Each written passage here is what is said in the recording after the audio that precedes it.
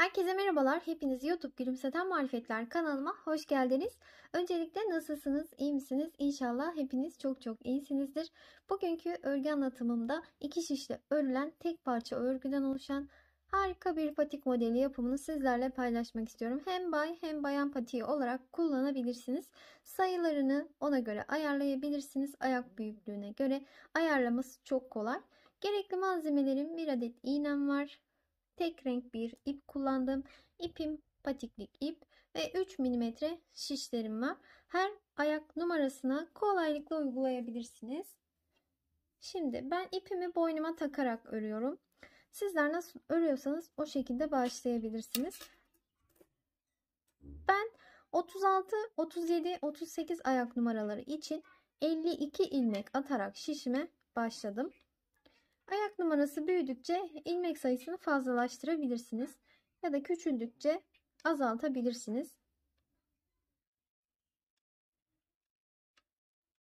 Bu şekilde ilmeklerimi atıyorum. İlk sırada ilmeklerimizi atarken şöyle gevşek atalım.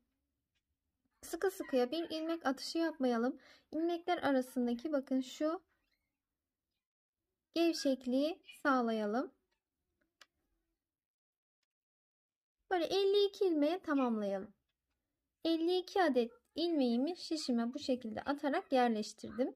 Burası örgümün arka yüzü. Başlangıç ipim burada. Şimdi örerek başlıyoruz. İlk ilmeği her zaman örmeden diğer şişe geçiriyorum. Hemen yanındaki ilmeğimi şöyle bakın, ilk sırada ilmekler yine sıkı olabiliyor. Gevşeterek düz olarak örüyorum. İlk ilmeği örmeden aldım. Yanındakini düz ördüm. Bir sonrakini ters örüyorum. Bir sonrakini düz örüyorum. Bir ters, bir düz olarak örelim. Örgümüze lastik örgüyle başlıyoruz. Bir ters, bir düz. Sıra sonuna kadar böyle örelim.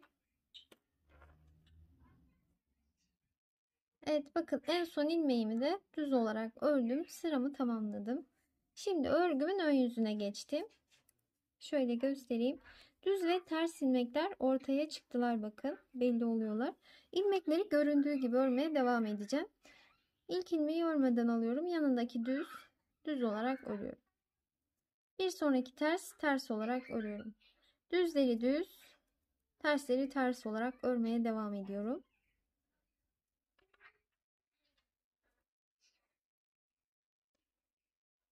Bakın bu şekilde.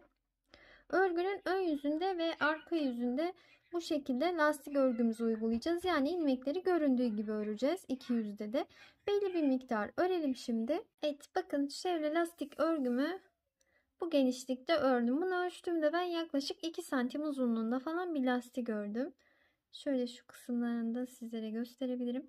Şu an örgünün ön yüzündeyim. Bu lastiği 2 santim, 3-4 santimde örebilirsiniz. Sizin tercihinize kalmış. Şimdi şu şekilde ördüm. Buradan sonra artık ilmekleri ters olarak örüyorum. Hepsini. Şu an örgünün ön yüzündeyim. İlmekleri ters olarak örmeye başladım.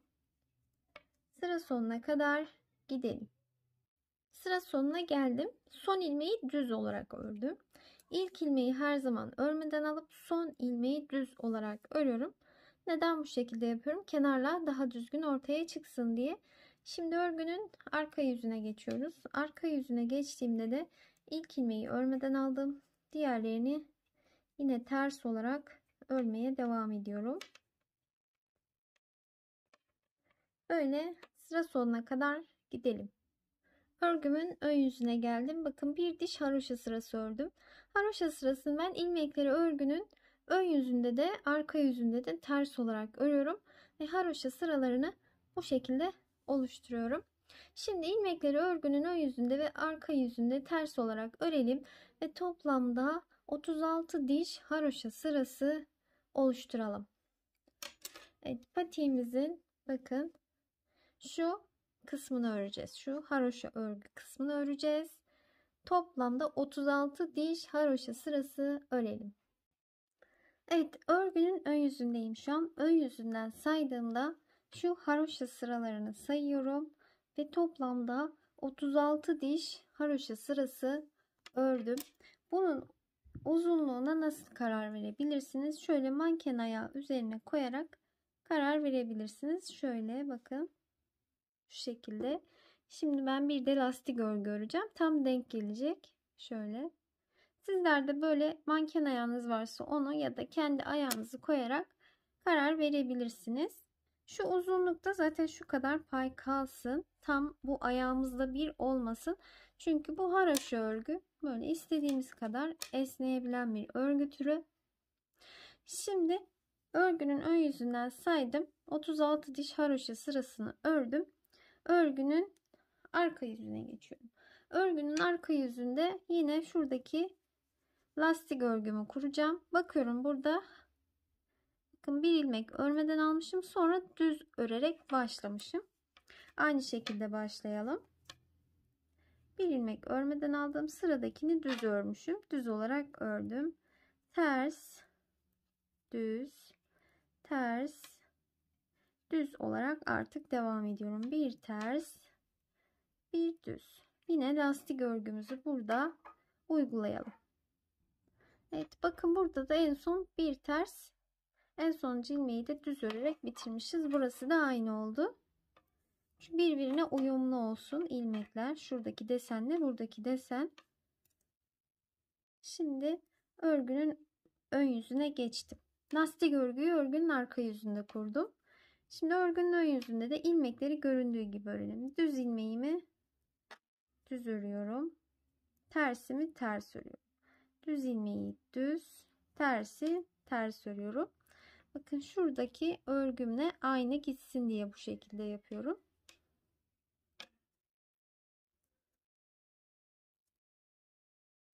Böyle düzleri düz, tersleri ters olarak örelim. Örgünün ön yüzünde de arka yüzünde de lastik örgüyü uygulayacağız. İlmekleri göründüğü gibi örmeye devam edeceğiz. Şuradaki uzunluk kadar olduğunda ilmekleri keserek örgümüzü bitireceğiz. Şimdi örmeye devam edelim. Şu uzunluğa geldiğinde eşit uzunlukta bunu da bırakıp bitirelim. Evet, şu an örgümün ön yüzündeyim. Yine 2 santim genişliğinde böyle lastik örgümü ördüm. Bakın arka yüzü, ön yüzü de aynı şekilde lastik örgü. Şimdi ilmeklerimi kapatacağım. Örgünün ön yüzünde kapatıyorum. 2 ilmeğin ikisini birlikte ters ördüm. Kalan ilmeği diğer şişe aldım. 2 ilmeğin ikisini birlikte ters ördüm. Kalan ilmeği diğer şişe aldım. 2 ilmeğin ikisini birlikte ters ördüm. Kalan ilmeği diğer şişe aldım. Böyle tüm ilmeklere aynı işlemi uygulayarak böyle tamamlayalım. Son bir ilmeğim kaldı. Onu da şöyle bir defa ters olarak örüp şöyle sıkıca ilmeğimi sıktım. Kısa olarak kesiyorum ipimi. Bu şekilde tamamlamış oldum örgümü. Şimdi dikim aşamasına geçebiliriz. Evet, şimdi dikimine başlamadan önce şöyle sizlere ölçü vermek istiyorum. Bakın genişliğini ölçüyorum. Tam 20 santim. Uzunluğunu ölçelim. O da tam 17 santim. Olduğu gibi ölçüyorum. Hiç gerdirmeden. Haroşa örgüm. Şimdi şöyle çevirdim bakın. Şu lastik örgüler bu tarafta kalacak böyle. Örgünün ön yüzündeyim. Şimdi şu haroşa örgüleri, haroşa sırasının bakın ilk sırası 1, 2, 3, 4. Dördüncü sırasından böyle başlıyorum. İpimi düğümlemedim. Uç kısmı bu şekilde kalacak. Bir haroşa sırası atlayarak bu şekilde diker gibi telleyerek gidiyorum bakın. Şöyle burada düz örgü sırası var. Bakın bir atlıyorum. Bir diğer ilmeği alıyorum. Bir atlıyorum. Bir diğer ilmekten alıyorum. Bir atlayıp bir diğer ilmekten alarak böyle ilerliyorum. Şöyle buradaki 4. sıraya kadar gelelim. Evet, bakın buradaki 4. diş haroşa sırasına kadar geldim. Şöyle Şimdi şu şekilde şöyle büzeceğim. Şu ipim burada uzun kalmasına gerek yok. Onu şöyle çekelim. Bakın burada bir büzme işlemi yaptım ve tersini çevirdim şu an. Burada tersinden burayı bir düğümleyeceğiz.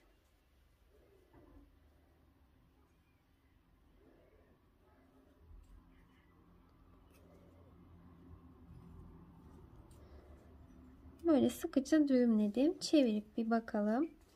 Bakın şu şekilde.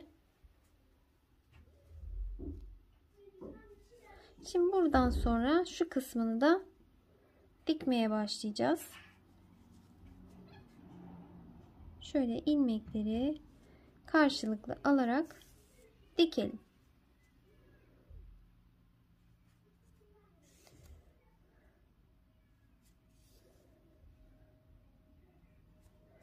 Böyle dikerek ilerliyorum.